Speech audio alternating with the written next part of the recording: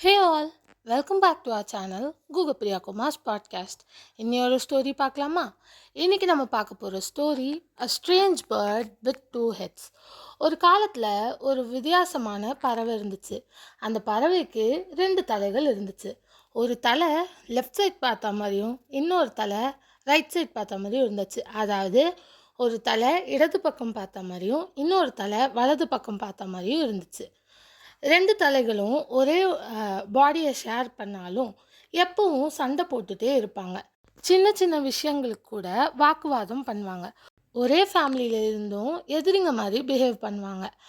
அந்த பறவை ஒரு பெரிய ஆலமரத்தில் ஆத்தங்கரைக்கு பக்கத்தில் வாழ்ந்துட்டு வந்துச்சு.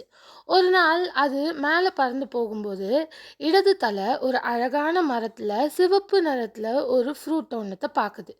அப்போது அந்த பழத்தை சாப்பிடணுன்னு ஆசைப்பட்டு உடனே அந்த பறவை கீழே இறங்கி அந்த பழத்தை பறித்து எடுத்துச்சு. ஆத்தங்கரையில் உட்காந்து அந்த பழத்தை சாப்பிட ஸ்டார்ட் பண்ணுச்சு. அப்போது வலது தலை கேட்டது, எனக்கும் கொஞ்சம் பழம் கொடுங்க அப்படின்னு சொல்லுச்சு. நானும் டேஸ்ட் பண்ணி பார்க்கணும் அப்படின்னும் சொல்லுச்சு. அதுக்கு இடது தலை சொல்லுச்சு, நமக்கு ஒரே வயிறு தானே இருக்குது, நான் சாப்பிட்டாலும் நீ சாப்பிட்ட மாதிரி தானே, அதனால் உனக்கு தனியாலாம் கொடுக்க தேவையில்லை அப்படின்னு சொல்லுச்சு. ஆனால் வலது தலை என்ன சொல்லுச்சுன்னா, அது சரிதான், ஆனால் நானும் அந்த சுவை டேஸ்ட் பண்ணி பார்க்க விரும்புகிறேன் அப்படின்னு சொல்லுச்சு. இடது தலை கோபமாகி, நான் தான் முதல்ல பார்த்தேன், அதனால் இந்த பழம் எனக்கு மட்டும்தான் சொந்தம் அப்படின்னு சொல்லுச்சு. அப்படி சொல்லிட்டு அந்த பழத்தை ஷேர் பண்ணவே இல்லை. இதை கேட்ட வலது தலை ரொம்ப வருத்தப்பட்டு அமைதியாக இருந்துச்சு. சில டேஸ் கழித்து மறுபடியும் ஆத்தங்கரைக்கு மேலே பறக்கும்போது இதை மாதிரி வலது தலை ஒரு பிங்க் கலர் பழத்தை பார்த்துச்சு. உடனே கீழே இறங்கி அந்த பழத்தை எடுக்க முயற்சி பண்ணுச்சு. அப்போது அந்த மரத்தில் இருந்த மற்ற பறவைகள்லாம் என்ன சொன்னாங்கன்னா, அந்த பழத்தை சாப்பிடாத, அது விஷப்பழம், சாப்பிட்டா செத்து போயிடுவ அப்படின்லாம் சொல்லுச்சு. இதை கேட்ட இடது தலையும் பயந்துச்சு. தயவு செஞ்சு சாப்பிடாத, நம்ம ரெண்டு பேரும் செத்து போயிடுவோம் அப்படின்னு சொல்லுச்சு. ஆனால் வலது தலை கேட்கல.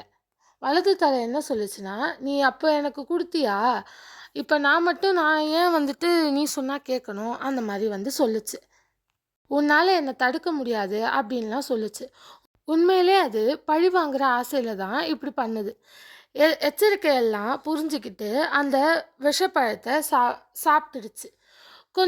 கொஞ்ச நேரத்திலேயே அந்த விஷம் உடல் முழுசாக பரவி ரெண்டு தலையும் இறந்து அந்த பறவை கீழே விழுந்துருச்சு. ஸோ கீழே விழுந்து செத்து போயிடுச்சு.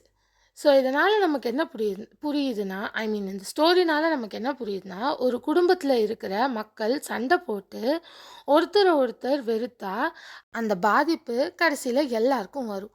ஒற்றுமையாக இருந்தால் வளர்ச்சி வரும், பிரிவு இருந்தால் அழிவு வரும்.